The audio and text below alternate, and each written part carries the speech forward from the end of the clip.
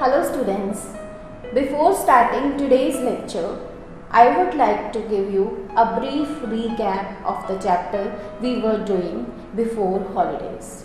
So, the chapter name was Forms of Business Organization. In chapter Forms of Business Organization, we were doing different topics, different forms of business organizations we were discussing. So, I would like to tell you one by one all the topics in brief. So, the first topic was sole proprietorship.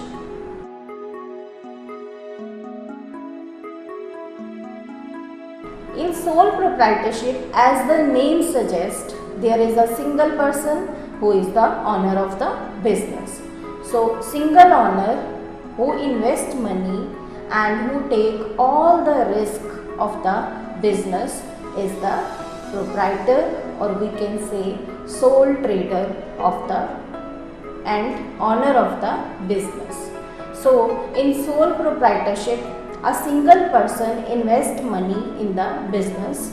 So this type of business we can say is small type of business, because the person who is handling the business is single, so he can do small type of business. So small scale business is sole proprietorship, in which the capital is limited and the responsibilities are unlimited, because there is a single owner and he is the owner and he is the single person who is investing money in the business.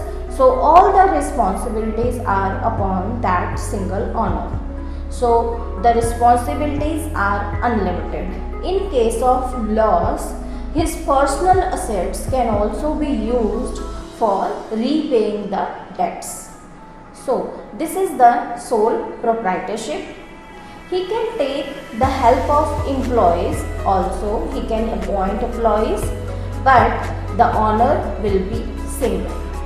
So next case is, next we were discussing the organization, that is partnership organization.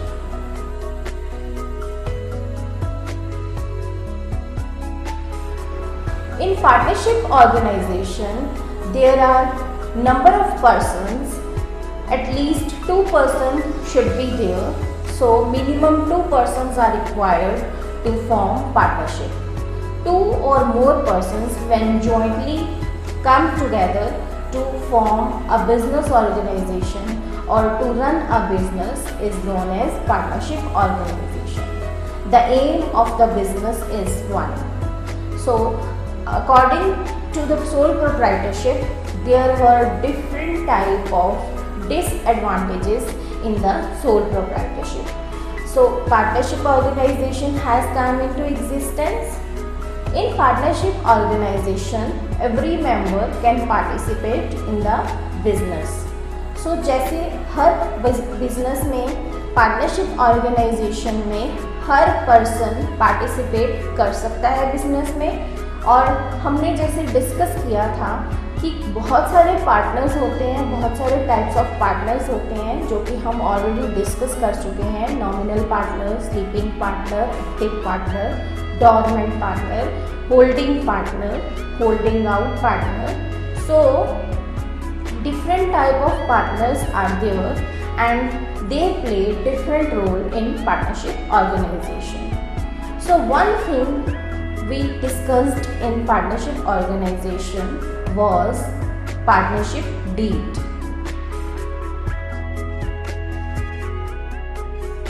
So partnership deed is also compulsory for partnership organization.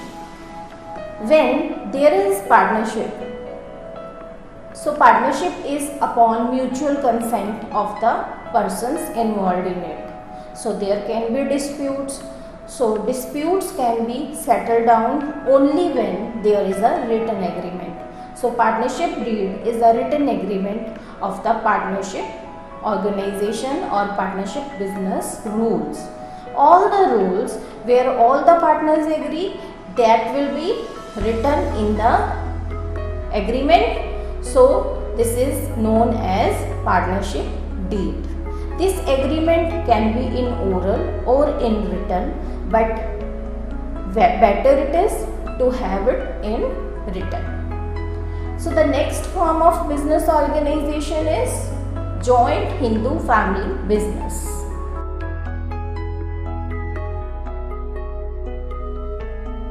As the name suggests, joint Hindu family business. So all the members of the family, they come together, and all the male members, they join and do business. That business is known as joint Hindu family business, in which we had done two type of categories, that were Mitashra and Dayabhag. So we have discussed their merits, demerits, features, all the things about joint Hindu family business.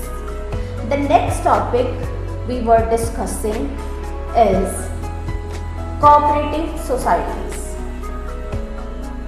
So the cooperative society is the society for the welfare of the persons.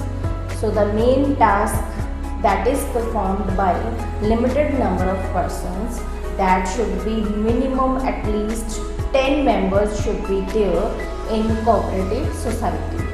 In cooperative society, all the 10 members that are involving in the society should be adult, and above 10 members the maximum limit is can be above 10, and the maximum limit is not described in the act.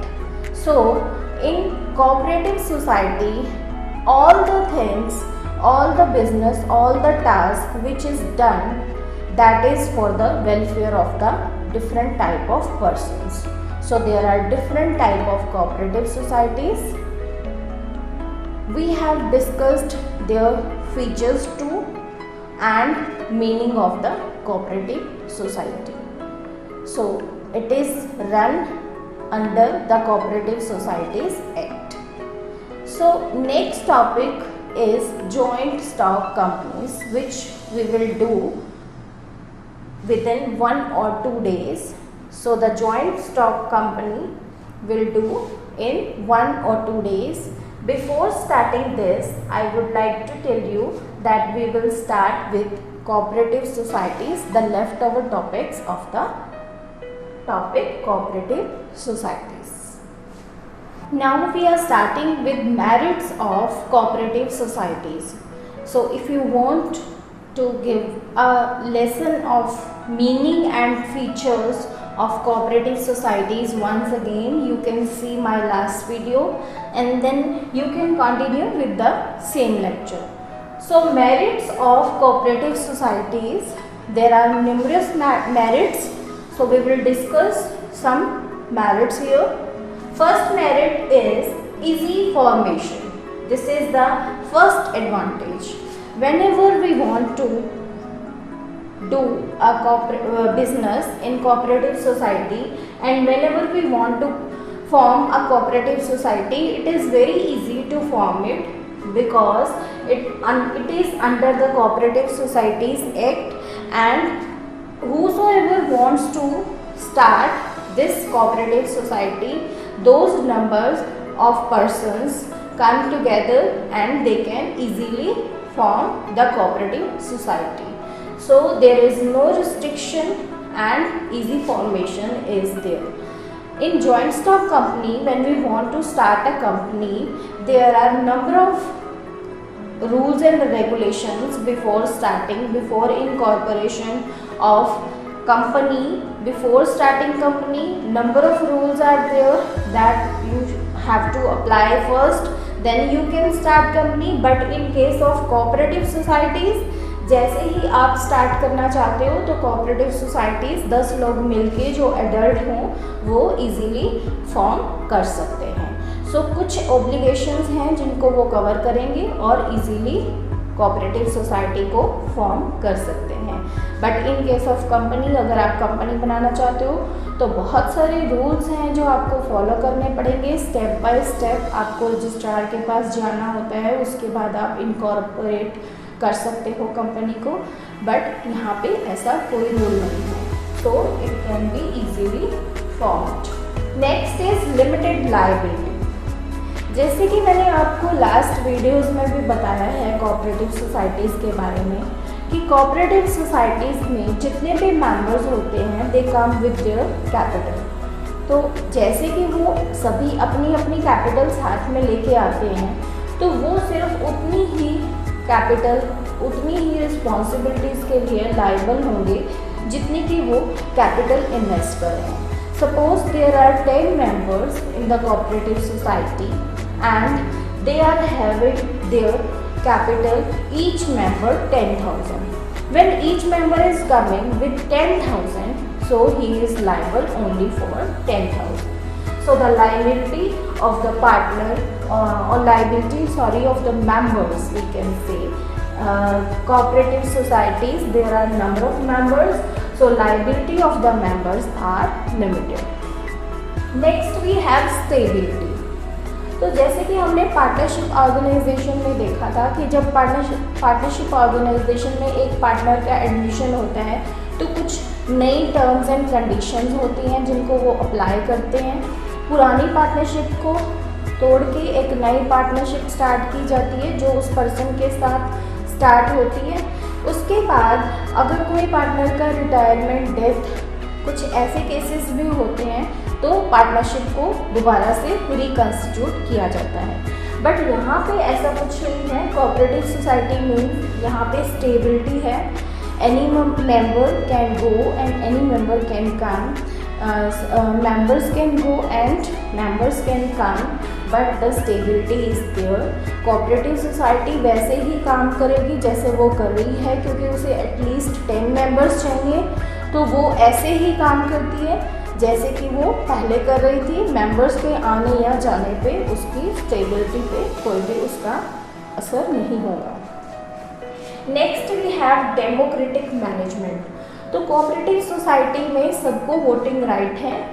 Her person जो एक cooperative society का member है तो उसको vote करने का right है। Each member, every member has 1 vote in cooperative society, so it has democratic management.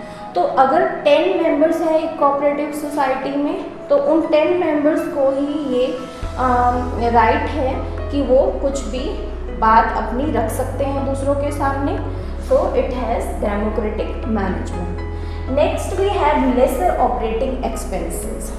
तो जैसे हम देखते हैं कि अगर एक पर्सन कुछ काम कर रहा है तो उसको ऑपरेटिंग एक्सपेंसेस उतने ही पड़ेंगे।